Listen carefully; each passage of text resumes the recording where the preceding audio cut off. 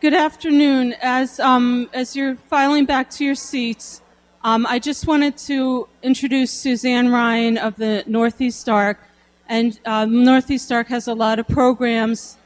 The artwork is from their students, and the table there tells you about them. But Suzanne's going to talk about the puppet show.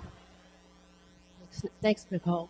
Hi, good morning, everybody. My name is Suzanne Ryan again. I'm the Director of Volunteer Services at the Northeast Arc. And the puppet show, as we keep alluding to, is actually called Kids on the Block.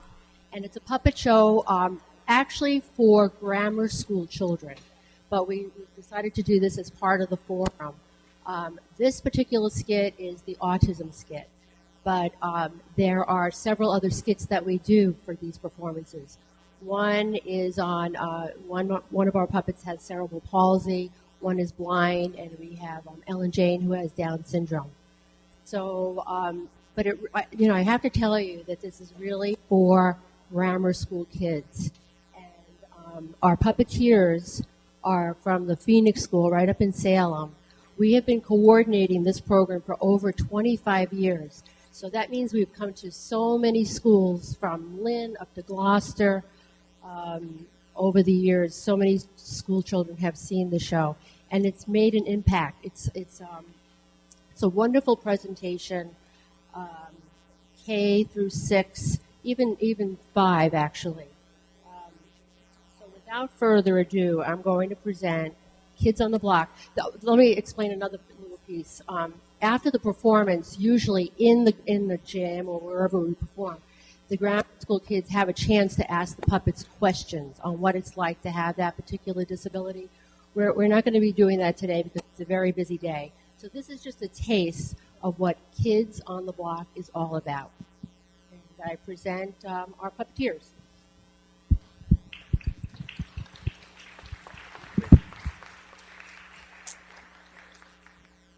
Eddie, David, Yoo-hoo, anybody home? Hi, Joanne. What are you doing here? Just came to stop by with my foolproof, melt-in-your-mouth, double chocolate chip cookies. I made them again today. Want some? Sure, they look great, Joe. Hold on, Eddie. I made them for you and David. Where is he? Out in the backyard swinging. My dad put up a new swing, and he could live out there. He really loves to swing. He may love swinging, but he also loves eating. Especially when my homemade cookies are on the table. I'm gonna go get him. These look good, smell great, and I think I'll start on a few. Hands off, Eddie. I made them for us to share. Come on, David.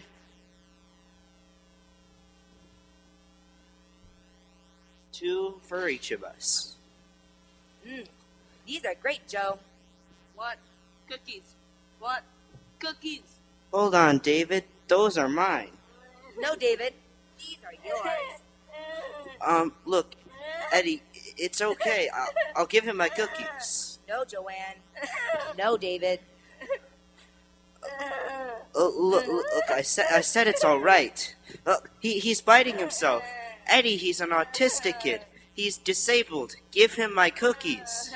I know it's hard to understand this, Joanne, but we can't give in to him. Let's go into the living room.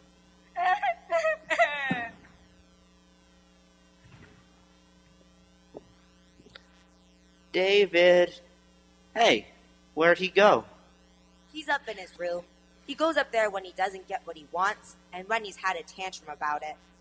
I don't get you, Eddie. You try so hard with David, teaching him and all, but when he cries and gets real upset, you ignore him.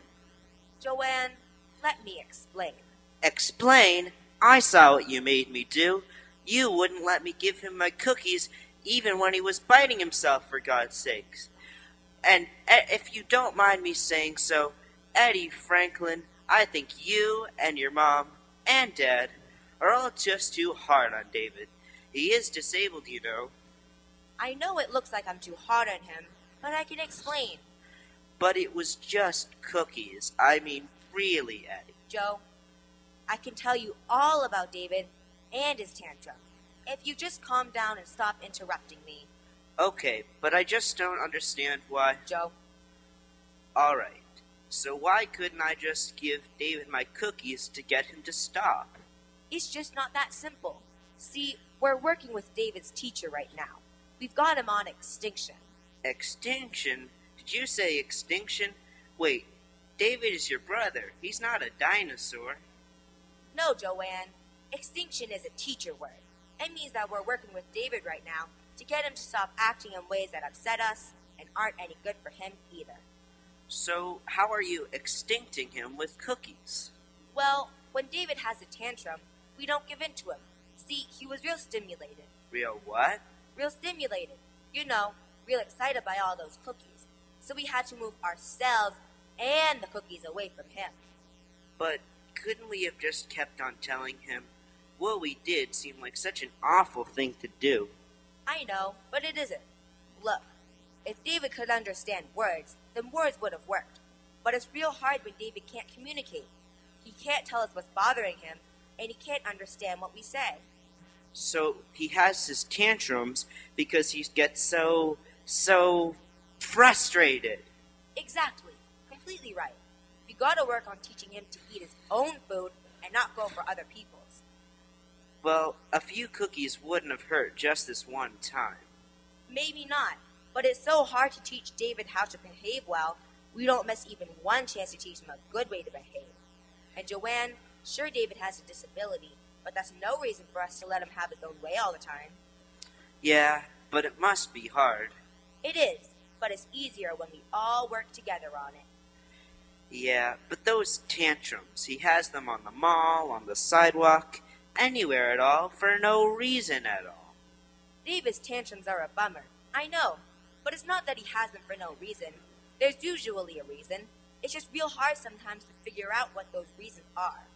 Well, what would be a reason for David to have a tantrum? Well, one would be if his coat is inside out, if his place is moved to a different side of the table, or if there's a substitute bus driver. Those are the things that we can handle okay.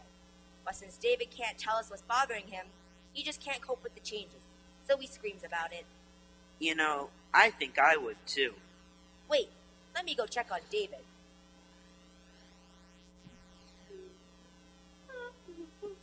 Hi, David. Hi.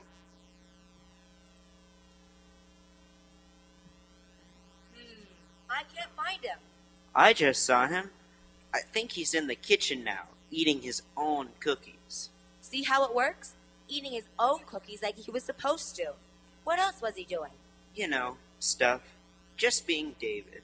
But, Eddie, I don't get it. Just what is this autism thing? Wait, you've had your chance to ask stuff. Now it's your turn. If you would like to know more about David and having autism, you can ask me, and I can tell you what I think it's like for David.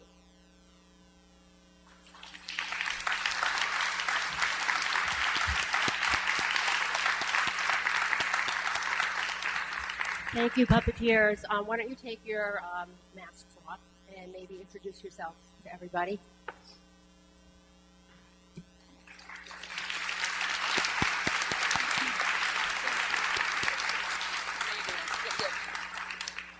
My name is Leo Santoro, and I'm in 8th grade. Hi, I'm Jonah Levin, and I'm in 8th grade. I'm Jonathan Shevitz, and I'm in 7th grade. Thank you. Thank you. I wanted to thank the students of the Phoenix School and the Northeast Arc for contributing their time to come here. When I had to come to my daughter's school, and the one kid, I get choked up easily, but this really choked me up. After the cookie skit, one of the kids raised their hand, I think it was a 3rd grader, and asked, "What happens to David when he grows up?" And to me, that was worth it. I mean, that was worth, making the phone calls.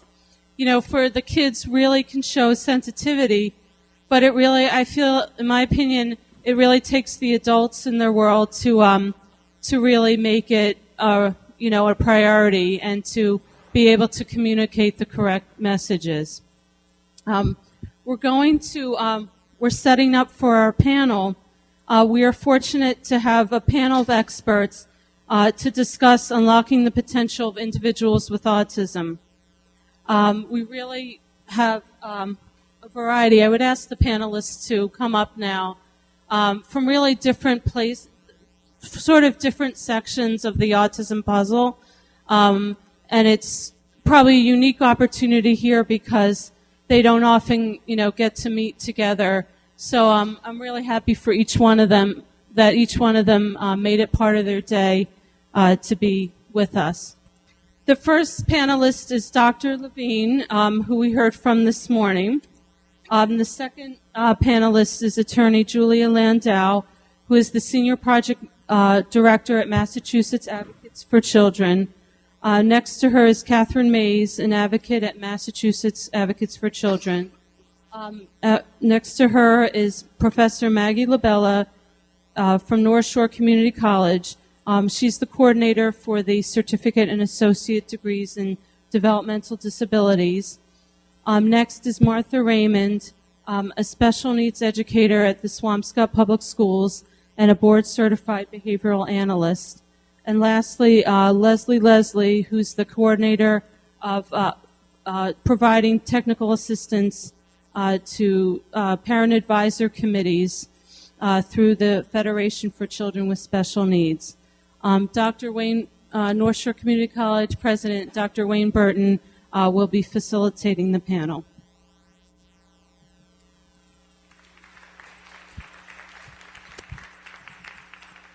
It says I will moderate. I've never been known for moderation, so I like to facilitate better. This is going to be more or less an open-ended conversation among absolutely distinguished panel of speakers. Prior to this, they were given some questions, and we're just going to open it up with one of those. I think is a good one. Looking over the span of your career, what do you think the differences are between the services individuals with autism have received then and now? I'm the director at the Integrated Preschool in Swampscott, but I've been teaching for 15 years. I'd say one of the biggest changes that we've had is we're providing much more comprehensive services, and we continue to add more services every year, including social skills groups, parent trainings, we run parent classes, we do home visits that may not even be part of the IEP process, but just part of programming that we offer to all parents. So I would say that's one of the biggest changes in services since I first started, like school day, and even next year we're trying to add in after-school programs too through our PTO. Martha, I had a little follow-up because we had a side conversation about the differential services by different school districts, and your school was mentioned very favorably. How do we get at that differences among school districts and the extent to which they serve students with disability? Is that a dilemma? I think it is. I do go to meetings with other directors, and the way people implement services is very different. Length of hours, very different. I guess one of the foundations we operate from is I think every child should have the same right as a typically developing child in terms of length of school day and number of days. And typically developing students now do go to preschool 5 days a week, and many stay until 2. So I think we offer the same. I think they should have the exact same ability to access the same number of hours of programming with really skilled professionals. I think the first thing I say to people who think they might have a child with a disability is say you are entitled to a free and appropriate education in the least restrictive environment. That is the law. It's not a favor. It's the law. And Maggie, you've been at this a little while. I was just going to add 15 more years to her experience. I've been in the field for over 30 years, and it just warmed my heart to see the kids on the block puppets, because I worked for the Northeast Arc for almost 10 years before coming to North Shore Community College, and the puppets began in the 80s, and the Phoenix School was doing it since the 80s, so let's have a hand for the Phoenix School. But I just want to briefly add that, I started in this field in 1976, and that was the beginning of deinstitutionalization in the state of Massachusetts following the consent decrees. And so people weren't even identified as having autism at that point. They were in the mix of people that we were taking out of the state institutions and placing in group homes. And so I worked at the ARC for those almost 9 years, and I would interview people at the state schools, and then we would place them in our group homes as we opened new ones every year. And from the short time that I was there for 9 years, I was hired for their third group home. We went from 3 group homes to 28 in 9 years. So you can see everything is changing educationally and in terms of community membership, just language. That was important when, someone said, I am a person with autism, a person who has a disability, not a disabled person. So that's what I'd add to the mix, and it's great to see everyone. People forget that deinstitutionalization took place because of a court decision, I believe. And I remember sitting with parents and a young man that had come out of an institution, and he was incommunicative, and I finally said something to him, and he looked at me and said, this is the first time anyone's asked me. Julie, the legal changes. I think, I also have been involved in the field for 30 years or so, and I think there have been tremendous changes in two things. I think we now know in these decades what research and experience has shown is that when individuals with autism can access services and supports, individuals can unlock the potential that's there, and we've seen that, and we can remove the barriers that society creates when individuals don't get the supports and services that they require. And we also know that we still have barriers in society that are created because of lowered expectations for individuals with autism that still exist in our society, because many individuals assume that because an individual has autism that they don't have potential. So I think there's still barriers that exist. We have laws that exist on paper, but those laws aren't always implemented. And that's, Wayne, what you're talking about. There are laws on the books that do guarantee that all children should get services, but they're implemented unevenly. So we have some school districts where children are accessing services, but they're implemented unevenly. So I think that's your question. How do we move forward? And we do have now some colleges where young adults are beginning to be able to access higher ed opportunities, and there's some laws and programs that are trying to open those doors, but it's uneven. So I think that's the question that's before us. How do we begin to unlock the potential that we now know 30 years later is really available for all of us in society, because it benefits not just individuals on the autism spectrum, but for all of us. I think it's important to also say that in addition to a free and appropriate education in a least restrictive environment, the schools have an affirmative responsibility to identify students, and that varies as well. Anybody else? I agree with the panelists. I think the most important thing is having just an increased awareness of the potential for students with autism. And I was inducted into this profession in 1992, and my son was diagnosed. I work both as a professional, but I'm also an autism advocate. And always keeping the bar high for our kids so that we can unlock, as Julia says, the potential. When my son was 7, he didn't speak. He is now a junior at a college. He drove himself there.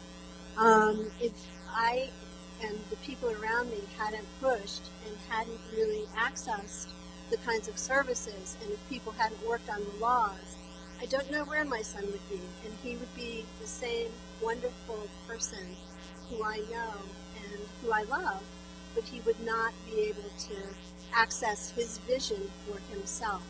And I think that allowing our kids to have an opportunity to access their vision, to tell us their vision, is a crucial step for us to move forward.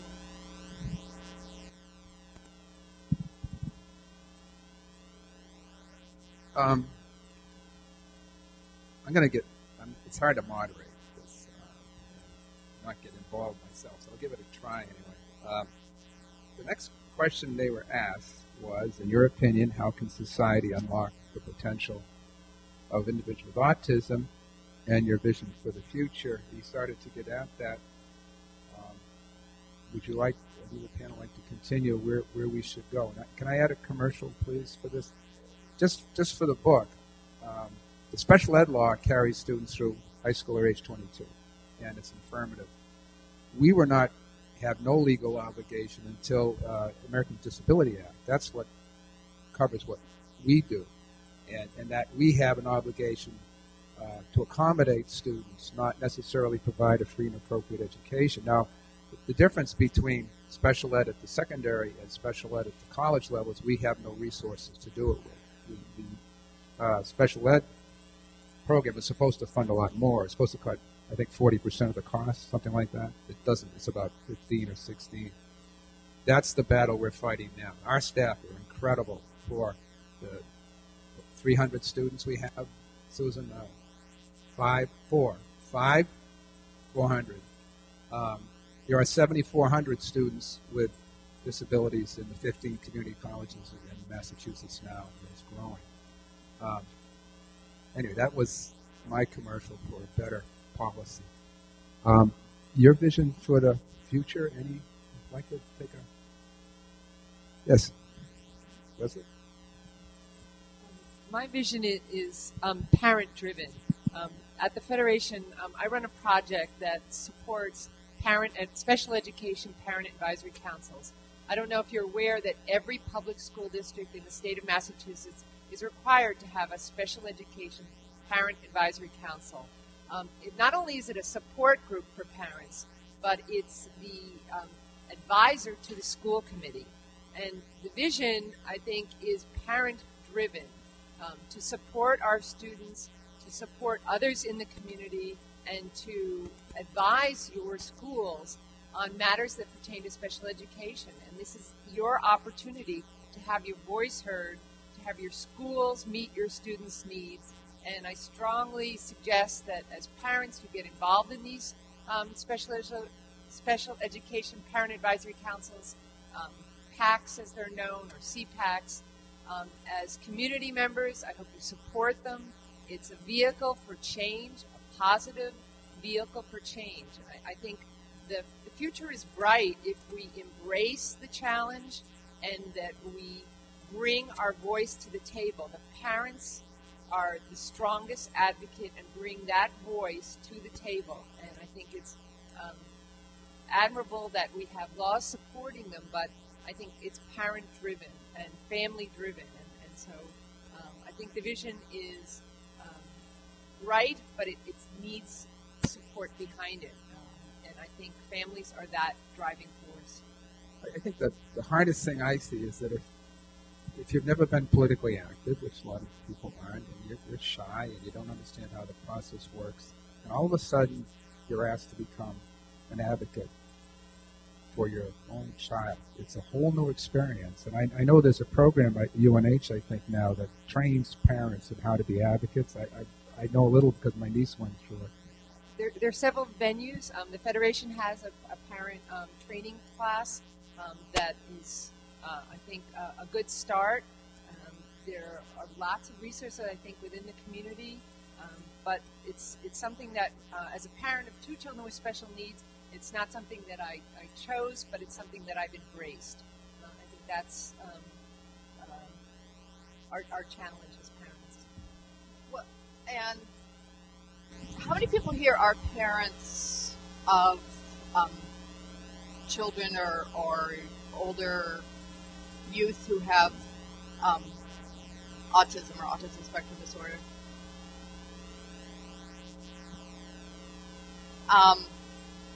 And how many of you have other family members who have autism?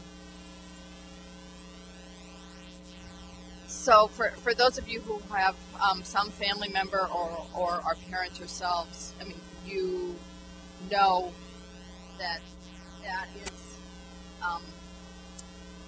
where the connection comes from, and that's where you have the most experience. And what lawmakers understand is that it's the parents who have the expertise about what their child's needs are, and it's parents initially who are going to raise the bar and raise their expectations for the potential for their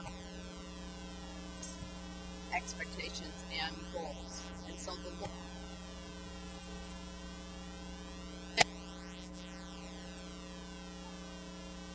making process. So it's not, it's the way the special ed laws work. Lawmakers in Congress and in our state recognize that the way to raise the bar and to overcome discrimination for individuals with autism and with all disabilities is to make sure that parents are involved in every step of the special ed process. So both in terms of the facts and in every step of the special ed process, parents are involved because lawmakers recognize that parents are critical to make sure that we overcome lowered expectations. So I think is really important, and it is true that for most parents and family members, it's not necessarily what you expect to get involved in,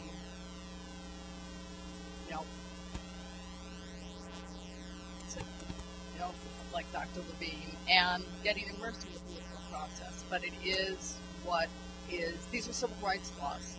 And so I think the laws are often as good as the paper that they're written on, and that's really been effective in talking about. And the ARC and others have been really critical over these last decades in helping to address the barriers to ensuring that the services and the supports and discriminatory attitudes are eradicated for individuals with autism. I think when you say parents too, my experience was it's generally the mother that notices things. It's the father that goes into denial. It takes both parents to be advocates, and I'm not. Well, I could go on about why that is, but I won't. But Dr. Levine, could you talk about the collateral damage on the rest of the family say? Because I know it's significant, and the dynamics change, and it is a challenge. Right. So I guess I would prefer the word impact to collateral damage, but I think certainly it's a very very different experience to grow up with or to parent someone with autism as part of the family, and it certainly changes all of the dynamics. As Barbara was saying earlier, her other children are going into some variation of special needs or medicine, and that's extremely common in terms of collateral damage, to have siblings of children with special needs go into the helping racket. I remember when I was in my training at all of the had siblings or family. So that's one issue that often impacts kids.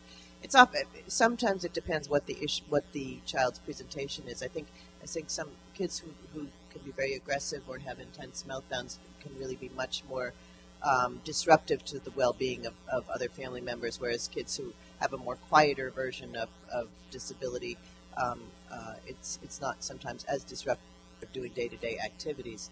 But for some families, it impacts every aspect. It impacts going out.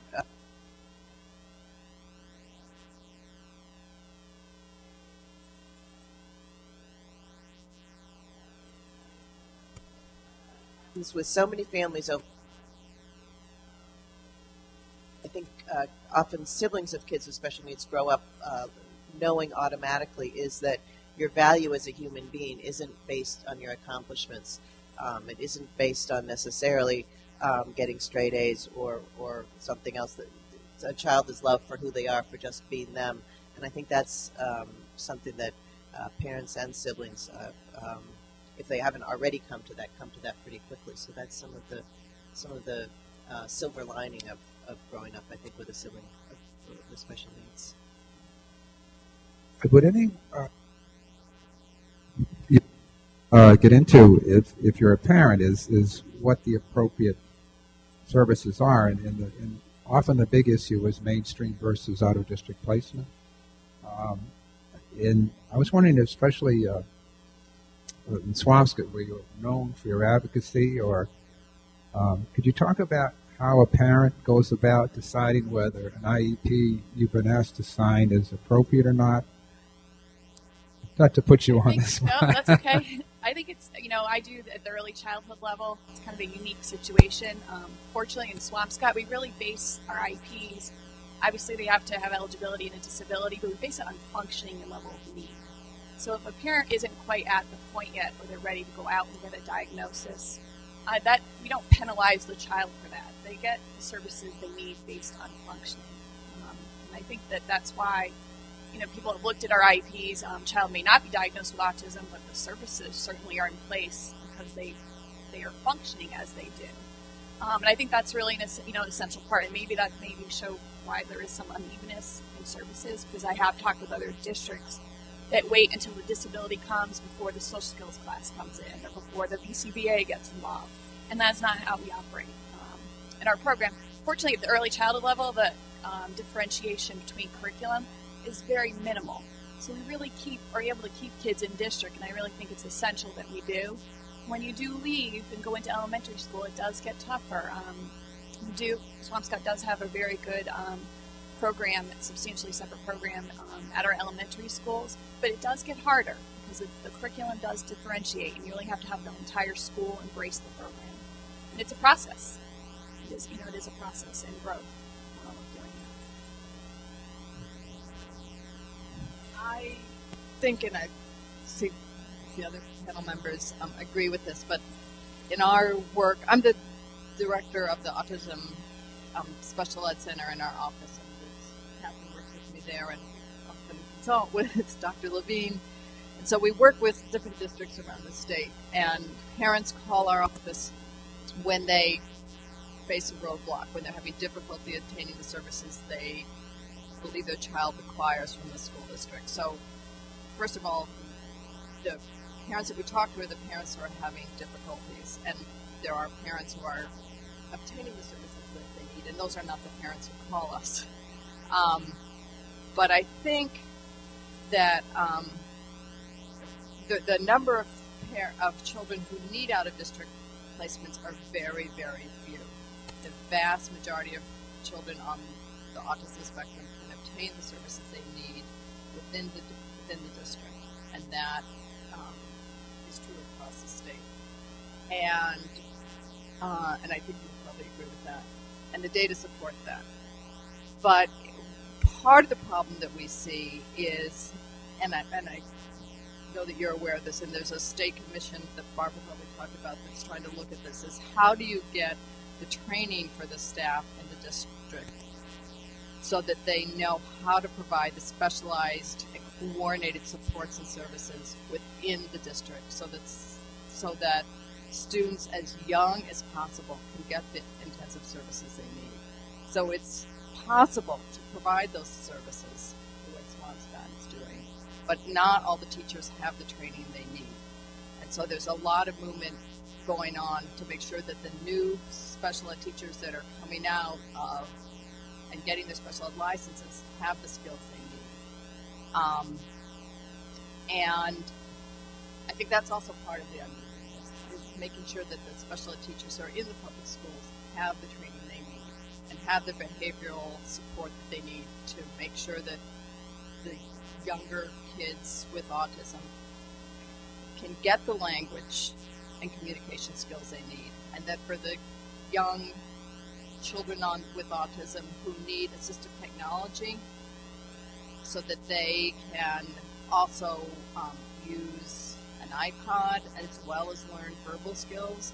If they have the means to communicate, then that will help with their behavioral skills and their social skills, and they'll also learn the academic skills, and that's going to help them to stay within the So I think what most parents need is they may need somebody like Dr. Levine to help them assess their child and help answer the question, can my child stay in district? Do they need an out-of-district placement? But the vast majority with the proper supports can stay in district.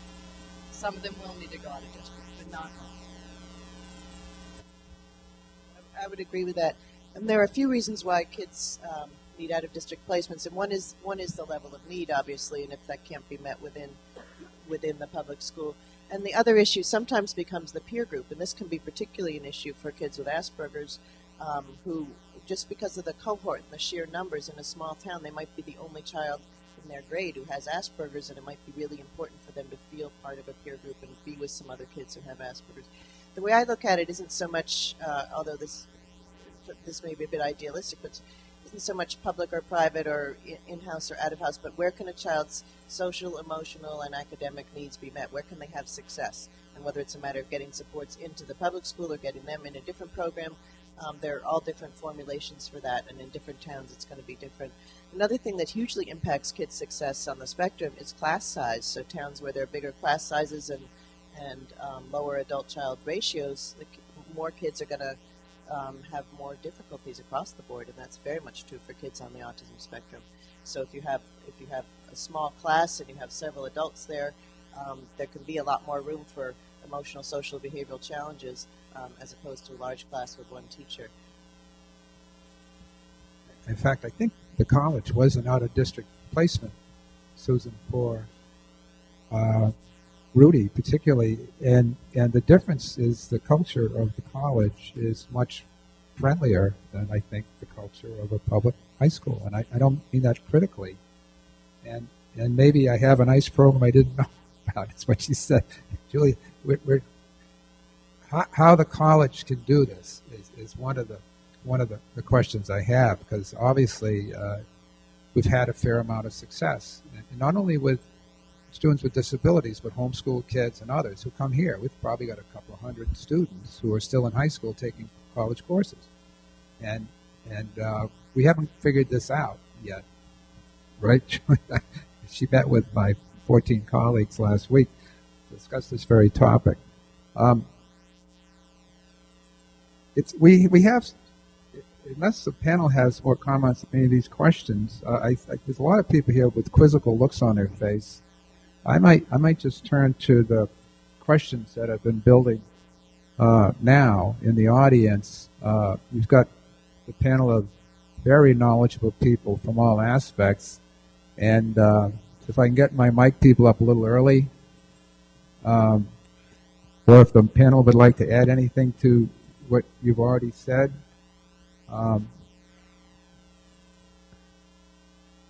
Yes, you can. You're allowed. You're the...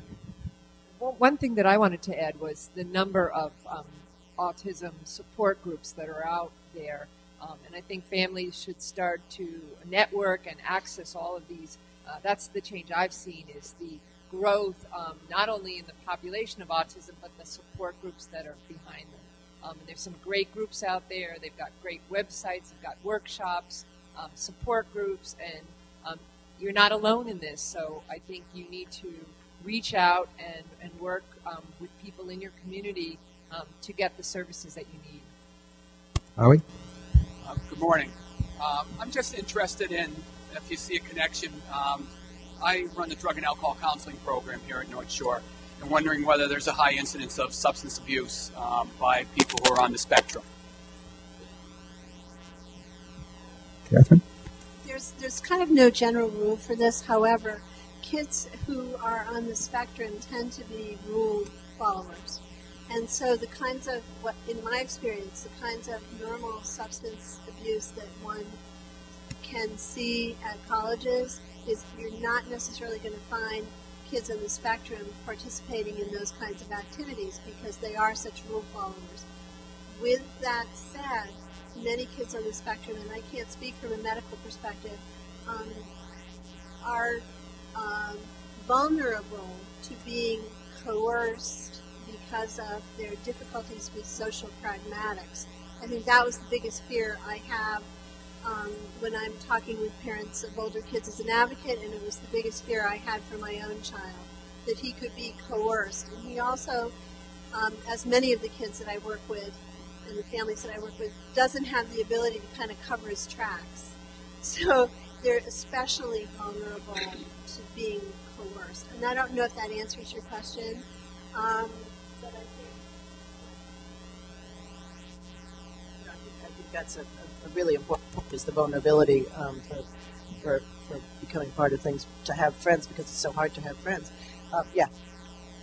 Oh, finish myself. I just wanted to add one more thought, that the same issues that drive many college students to drug and alcohol abuse in terms of depression, loneliness, etc., certainly exist in this population, but that doesn't tend to be the route that they take. It might be dropping out of school or becoming very depressed, or other kinds of routes. So the same emotional challenges are there, but they might not use those particular routes. About kids on the spectrum coming to college, they may not be able to access services like yours, but they also struggle with being in large rooms, so the cafeteria becomes problematic. You know, all of the sensory issues that present themselves, the social issues, are really the area that they will probably struggle the most. And understanding that they really can't even necessarily see a path clear is really important for people in your office to know. What I do know, I did a training in coaching college students on the spectrum about 2 years ago, and the biggest reason that kids struggle when they come to college are being able to live with a roommate, being able to eat in the cafeteria, being able to be organized enough so that they can get to their classes, because suddenly all of the supports that were there with special education are not there anymore. So the biggest skill that kids need when they make that transition to college is the ability to advocate for themselves and to understand who they are. And that may be the work that your department, you know, it will fall to you to help them to understand themselves better. I'm going faculty, so. Hi, thank you. My question is, if you have a child on the autism spectrum, is there a particular age or a particular developmental stage at which you can inform them that they have something different about them than other people? Because just looking back at the last video of Dr. Levine's presentation.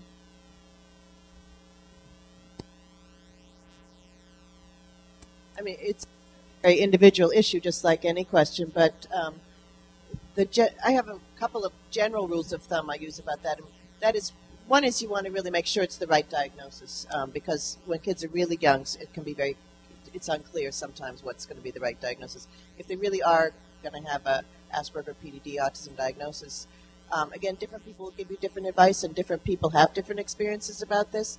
I think a lot depends on familial comfort. So if the family's comfortable, if the parents are comfortable using the term, then I think it's really important to have the term out there in the air as early as possible before there's any negative associations necessarily. I think it's sort of like the same ways you might deal with adoption. It's like you don't want to wait till someone's 12 and sit them down and tell them they're adopted. You want to have the words out there very open before they have a whole full understanding of it. That's my particular take on it. I find it easier to have the words out there. There are a few reasons for that. One is if kids have a diagnosis, and some people know in the family, some people don't. Imagine the complexities of that sort of situation. The other is a friend of mine, Sarah, who works at the Federation, has this expression that what kids know is 1/3 what you've told them, 1/3 what they overhear, and 1/3 what they make up to fill in the differences. So I think concrete, real information is helpful there to compensate for, to make sure the kids aren't making up, because often what kids imagine is worse than the reality. The other reason that it can be very helpful for kids to understand their own diagnosis is I really like the way Adam in that little clip was able to talk about it. It's like, oh, that's what makes me do this. And it's not a reason to not do this, but he knew it's not just it helps kids from internalizing, oh, I'm just a bad person, or I'm just so inadequate. It's like, oh, I have this thing that makes these situations hard for me. So I think it's like any of us, like I have absolutely no sense of direction, and I used to really wonder what was wrong with me. I couldn't find my way around my high school. And then when I got a little older, I learned that, oh, that's a spatial learning disability. And it's like, oh, good. So now every time I'm totally lost in a building, I think, oh, I have that mantra, I'm not an idiot. I just don't have a spatial sense. So it can be very helpful, I think, for self-esteem to have that. And it can be helpful for identity. Now, there's some kids who don't want to identify with that and don't find it helpful. And often kids go through phases of it, when it's helpful, when it's not. And you want it always to just be a piece of someone's identity. So it might be, they might be part of their religious group, part of their neighborhood group, part of the Cub Scouts, whatever it is. And also autism is sort of one piece of who they are. Those are my 3 cents on that. That's what I charge. Doctor, while you're on that, I raised my hand when you asked if someone had personal experience.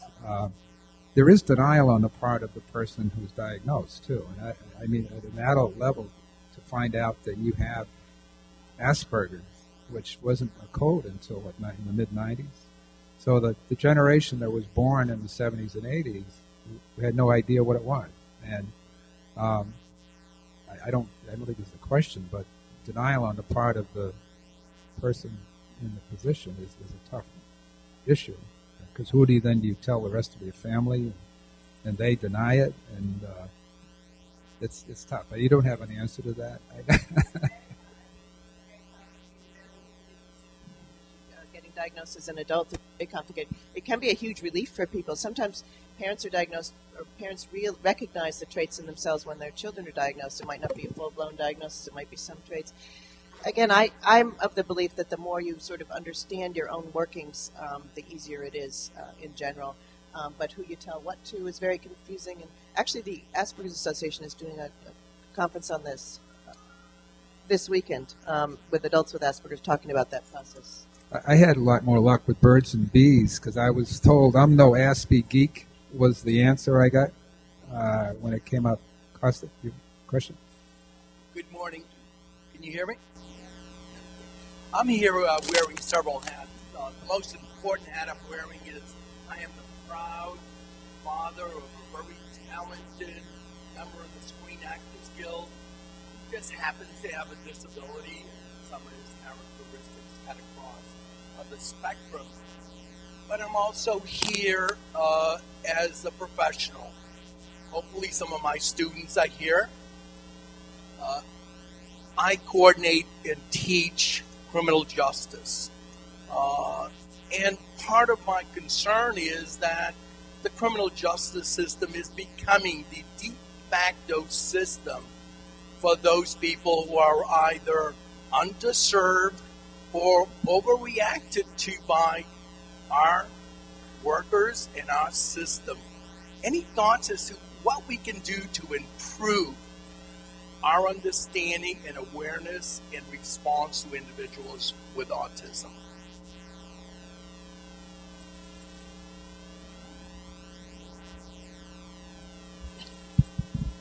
I think you raise really very important and very valid points. I have a feeling you may have some ideas yourself about the answers, but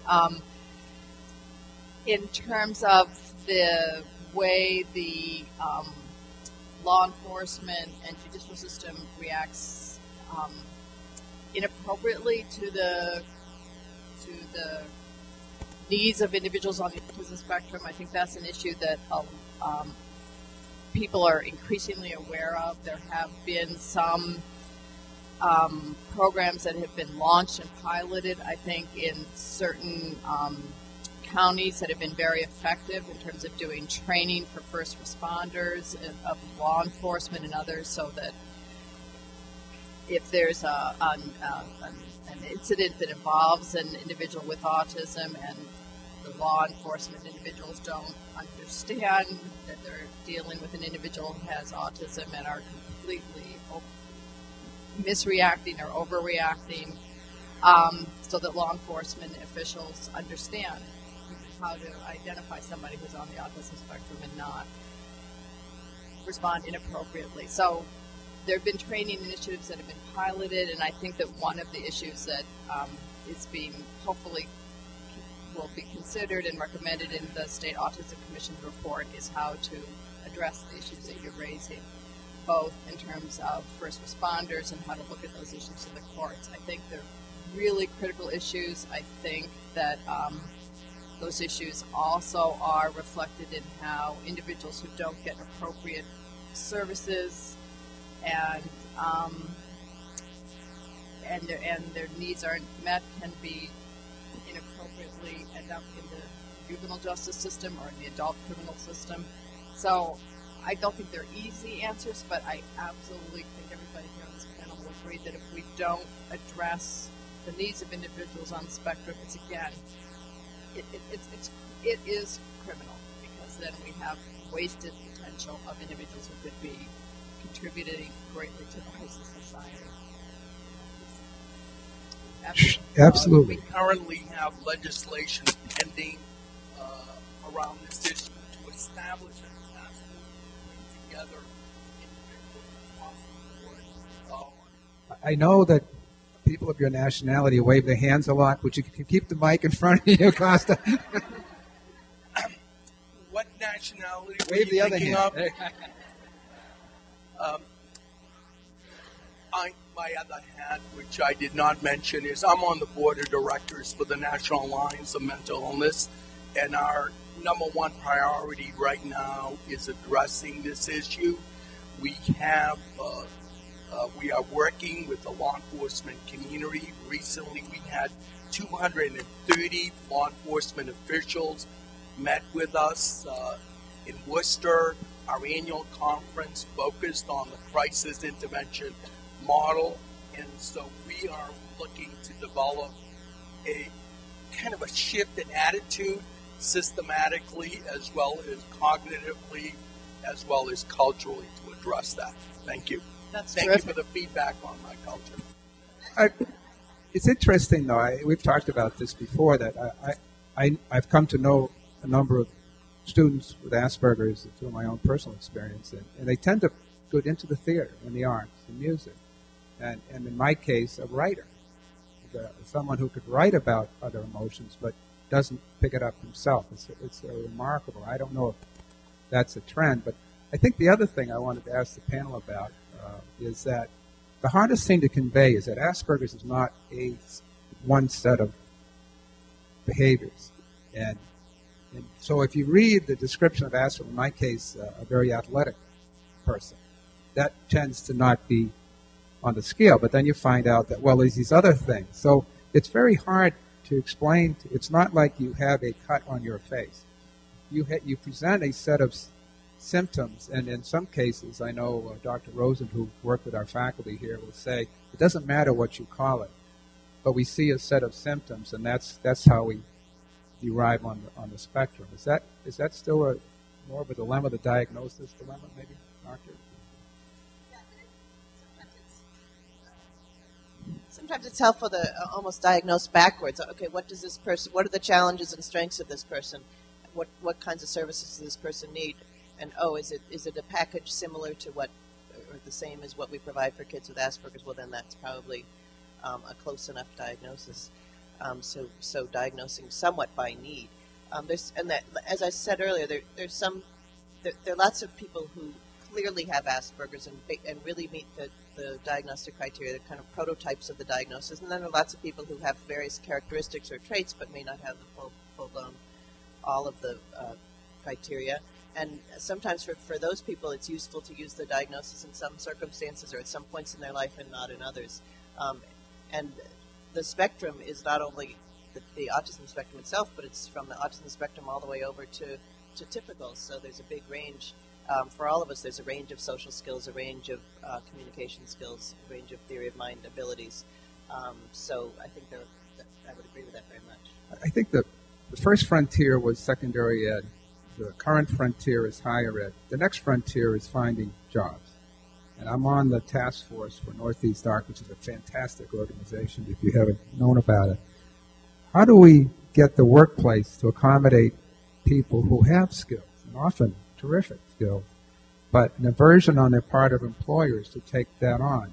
And that seems to be the next frontier. And I don't know if anyone has an answer for that, but that's where we're working now. And it's a natural next step. Can you speak to that? Or? one resource that we do have is still at the secondary level are the transition requirements under the law that every student who is on an IEP is gets the benefit of transition services starting at age 14, where the school needs to look not only to the academic potential of that child, but to help them with their lifestyle choices and their work experience. And if we start at age 14 and start working with these students so that we get them internships, volunteer jobs, out into the workforce in small incremental steps, they will be better served when they do access the workforce at later times. So transition services, there's a new online manual that's just been put out with the help of the Disability Law Center and the Federation, and it's an online manual about transition skills. These are critical. It can be done in the school system at the secondary level and help prepare students for future employment. If they're walking in with better skills, I think there'll be a reciprocal type of embracement by the workforce of these students with wonderful skills, because they're very focused and they are black and white, and they do bring a wealth of I don't know how do you put it. It's a wonderful trait that we can take advantage of. What they don't bring is good interviewing skills, and I think just to conclude on a good note, the program I work with most closely at Taft College in California is a residential program, and they get jobs, and they've had a phenomenal success rate. Not just bagging groceries and not cleaning floors, stocking, data entry. A couple of companies who have taken students on in manufacturing have had incredible results because they follow the rules. They show up for work. They like the job. And to me, that's the ultimate goal we need to get is to have people lead successful, fruitful life. People who 40 years ago would have been given no shot at all are now succeeding in larger numbers, and we just have to keep trying to change society that way. Now, we've reached the point where my trustee staff tells me I need to cut off. By the way, did I go ahead, say something. I just want to make one other You point. get to make more points. In terms of employment, because I do think that is for every citizen, including all the citizens with autism, that is one of the main end goals, is to provide the opportunities, the services, and remove the barriers so that individuals can have jobs and live satisfied, productive lives in the community as adults. And there is legislation that's pending. Representative Barbara Italian probably talked about that in her previous remarks, and she is such an amazing advocate to have in our state. But and there are great supports for individuals in their youth to prepare individuals for when they do turn 22. But I think what you've done here at North Shore Community College is probably one of the best things that can help individuals when they do become of age to have jobs, is to make sure that all of you who are here, who are going to be, family members, if 1 in 110 individuals have autism spectrum disorders, you're going to be family members, relatives, co-workers, and because you've taken the time to be here, you're going to be more understanding of the potential of the people who are going to be people you interview and be co-workers, and be better prepared to understand the potential of people who are going to be there. And so the event that you've done today, I think, is what's going to be a huge step to pave the way for the people who are going to be there in the future. So I really do thank you. Thank you. I honestly didn't think of this as a civil rights issue until I went to Washington at the invitation of the president for the 25th anniversary of ADA and met the advocates who got that done. And it is a civil rights issue. Everyone has a right to services. Did you want to say something? She did. She said it extremely well. A couple of tidbits of information. just so people know, we have about 18% of our students already have bachelor's degree, including our organizer today. And I just like to pay tribute because you're gonna come on next, and I have to sit down. Nicole has done a fantastic job. I think she was a journalist actually before she became a student and advocate, and I really appreciate all the things you've done here, and we know a great round of applause if she doesn't have one already.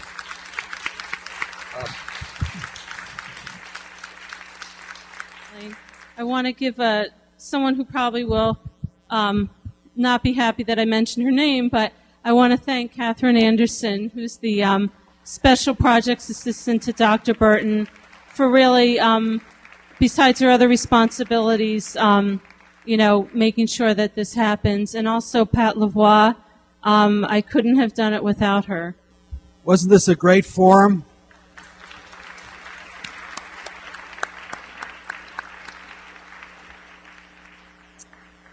I'd like to call upon Nicole Levy to step forward. Nicole has been working on this forum since May, and she's worked day in and day out. She had the idea of a forum about autism. She secured the speakers. She worked out every detail to the very last moment till this morning, and we're so happy and honored that she took on this assignment. And so we're very grateful to Nicole.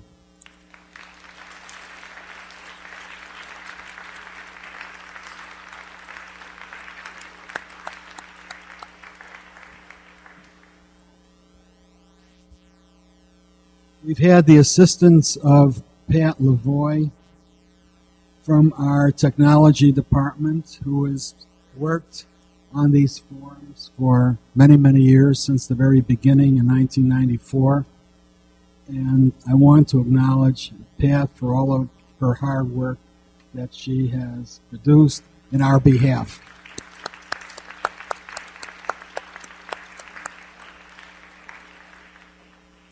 Our Tolerance Committee has been blessed with the following hard-working members.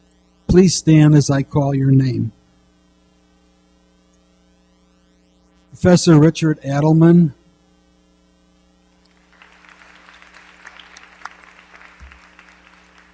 Dr. Lisa Altameri, Susan Benoit, Dr. Wayne Burton, Dr. Lori Carlson, Professor Bruce Giamarella, Dr. Cheryl Finkelstein, Academic Vice President Paul Frederick, Professor Rose Gould, Professor Yusuf Hayes, David Houle, Dr. Carl Jean, Emily Jones, Diana Carey, Darren Klein, Dr. Manette Lal, Harvey Michaels, Lisa Milso, Lori Monaco, Peter Monaco, Professor Walter Mott, Gerard Sullivan, Kathy Sullivan, Bonnie Weiss, Dr. Elizabeth Williams. Thank you all for your hard work. Watch for our next forum on interfaith relations. please visit the resource tables and book signing. Thank you for attending.